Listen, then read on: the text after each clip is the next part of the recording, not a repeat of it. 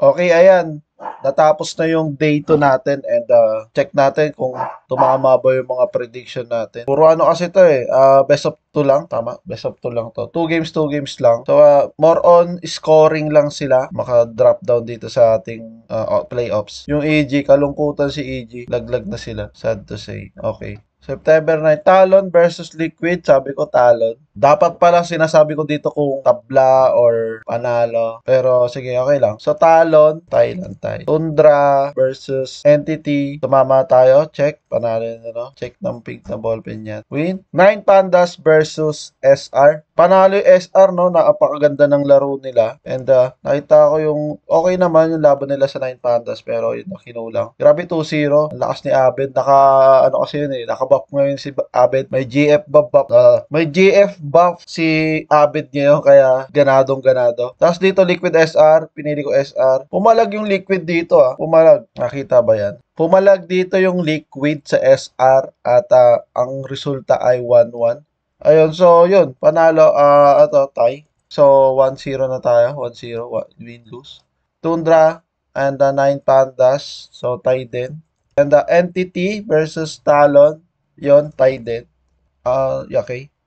Next natin dito sa bracket B. Dito medyo nakakabigla, no? Parang, yun nga yung performance ng GG, medyo, ngayon, malamya. Natalo sila ng Bet Boom. Okay, so, tapos tayo dito. Ewan ko kung nagtatago lang sila ng strategy pero ayun yung result.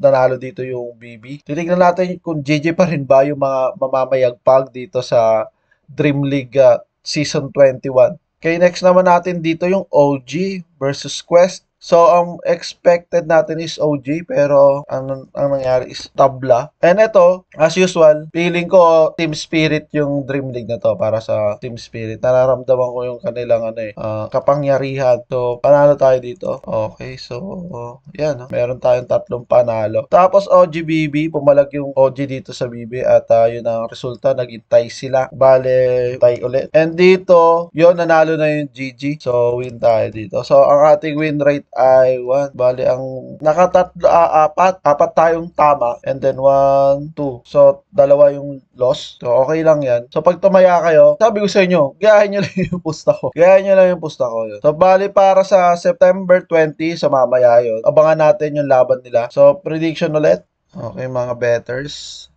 Okay, mga betters yun. Ito. So, Liquid versus Tundra. Nag-iisipan pa ba yan? Siyempre, Tundra tayo dyan. Wala tayong tay. Ano lang tayo, solid lang tayo sa isang team. Sunod na yan, SR versus Talon. So, SR. Kahit maliit lang yung odds yan, tayaan nyo yan, sayang. Tapos, Entity versus Nine Pandas, parang hindi ko gusto yung performance ng Nine Pandas dito. Kasi, yun nga. Pero Entity, tignan natin. Performance Entity na 0-2 siya sa Tundra and 1-1 siya sa Talon. Nung naglaban yung Nine Pandas and Talon, nung nakaraan, panalo siya ng 2 game. So, possibly, Nine Pandas pa rin tayo dito. Natin, Nine Pandas. Tayo bigoy ni, Ramses. Para naman sa bracket B, September 20, mamaya. So, EG versus BB. Possibly, BB to. And GG versus Quest. Malakas kasi din yung Quest. Tingnan natin yung past performance sila. Quest. Tingin ko kaya nila. Kaya nila tong GG. Yun, natingin ko tabla to. Tabla. Pero hindi. Dapat tumaya lang tayo ng isa eh. Sige, GG, wag mo kaming biguhin, please.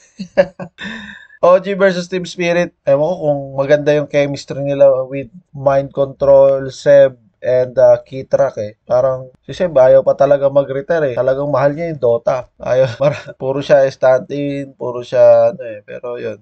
Team Spirit tayo dito. Yan. Yan yung mga natin, napupusuan natin para sa laban mamaya. Tingnan natin yung standing nila. Saan natalo yung team 0-2. Sa BB. Malakas talaga yung BB BB 1-1 din sila dito. To 2-0 to 1-1. Okay. Malaki talaga pag-asa ng BB.